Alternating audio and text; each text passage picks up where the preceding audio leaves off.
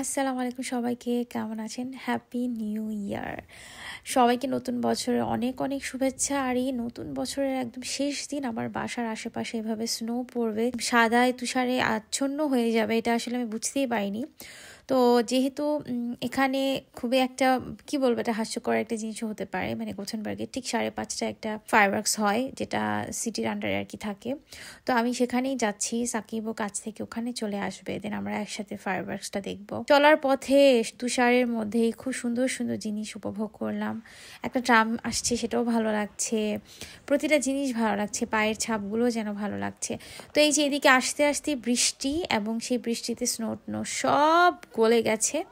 তারপর আমি সাকিবের সাথে একসাথে চলে গেলাম, যেখানে খুব একটা দূরে ছিল না, লীলা বোমেনের কাছে এটা, ওখানে অপেরা হাউসও আছে, ঠিক এটার পাশ ঘেঁষে আমরা একদম ফ্রন্টে দাঁড়ালাম, the port of Gothenburg. And ঠিক ওই পাশটা থেকে শুরু হয়েছিল ফায়ারওয়ার্কসগুলো করা। প্রথম দিকে খুব ছোট ছোট অল্প অল্প হলেও একটা টাইমে গিয়ে এত বেশি সুন্দর হয়েছে।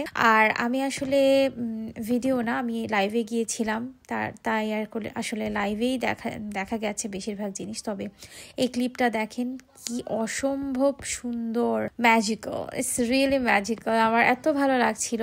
একটা বিষয় কি, তখন খুব চিৎকার করতে ইচ্ছে করছিল, কিন্তু আশেপাশে এত নীরবতা ছিল, দেখলাম এটা আমার কাছে খুব নতুন ছিল। কারণ পৃথিবীর যে কোনো প্রান্তে প্রায় কয়েকটা দেশেই গিয়ে 31st করা হয়েছে, কিন্তু কখনো এরকম নীরবতা দেখিনি। প্রথম নীরবতা দেখে আমিও একটু নীরব হয়ে গিয়েছিলাম। আর যখন আশেপাশে সবকিছু নীরব থাকে, তখন কিন্তু বুকের ভিতরটা কেমন করে ওঠে। কত বছর কি পেলাম, বা বছরটা কিভাবে গেল, নেক্সট ইয়ারে কি আসবে জীবনে, বেঁচে থাকবো কি থাকবো না, কি প্রাপ্তি থাকবে কি হারাবো, অনেক কিছু ভাবনায় পড়ে গিয়েছিলাম। তারপর ভাবনাগুলোকে সব ফেলে দিয়ে বললাম যে নো, এনজয় ইয়োর লাইফ, সুস্থ আছি, ভালো আছি, কাছের মানুষদের নিয়ে যেন আরো ভালো থাকতে পারি। ঠিক সেই মুহূর্তে আমার প্যারেন্টসদের কথা, সবার কথা খুব মনে পড়ছিল, অনেক দুঃখ লাগছিল, খারাপ লাগছিল কেন জানি। তো তারপরে এই যে এখানে আমরা দুজন একটু হাঁটছি, অ্যান্ড দেন ওদিকে তিশাকে বারবার ফোন দিচ্ছিলাম, ও একটু লেট হয়ে যাওয়ার কারণে এখানে আসতে পারেনি, দূর থেকে দেখেছে। তারপরে তিশা আর সুস্মিতা আপুর সাথে মিট করলাম, দুজনকে এত বিউটিফুল লাগছিল, অনেক সুন্দর লেগেছে ওদেরকে। তারপর ওদের সাথে একটু গল্প করলাম, অ্যান্ড মজা লেগেছিল অনেক, কারণ আমরা খুব ফানি কথা বলছিলাম যে আমরা আসলে বেঁচে আছি, 2025টা পেলাম, জানি না। তারপর বলছিলাম যে যদি আজকে রাতে আবার মরে যাই কি হবে। আসলে মৃত্যুর জন্য আমাদের সব সময় প্রস্তুত থাকতে হবে, এটাই বাস্তব কথা। এটা আমরা ভুলে যাই, পৃথিবীর অনেক আনন্দ খুশি উপভোগ করতে গিয়ে আমরা আসল জিনিসটাই ভুলে যাই।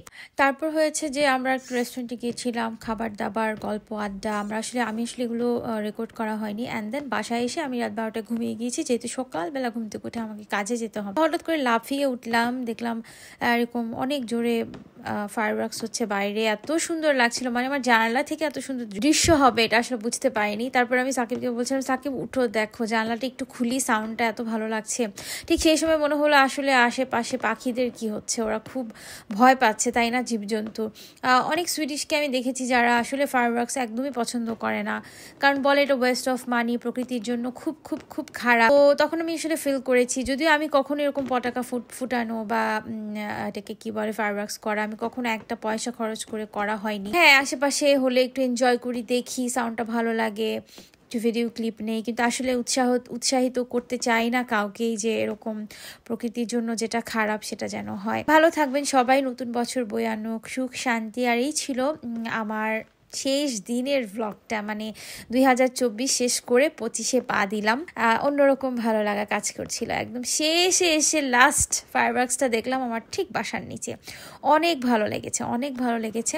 যত ভুল ত্রুটি হয়ে থাকুক না কেন, আল্লাহর কাছে মাফ চাই। আসলে মানুষ মাফ করার মতো ক্ষমতা রাখে না, এবং সেটা থেকে যেন বের হয়ে আসতে পারে। আল্লাহ যেন আমাদেরকে ভালো রাখে, সঠিক পথে চলার তৌফিক দান করে, এই দোয়াটাই তাদের কাছে থাকবে। সবাই ভালো থাকবে, সুস্থ থাকবে, নিজের পরিবারের জন্য দোয়া করবেন, নিজের জন্য দোয়া করবেন, ভালো কিছু করবেন, ভালো কিছুর মধ্যে থাকবেন।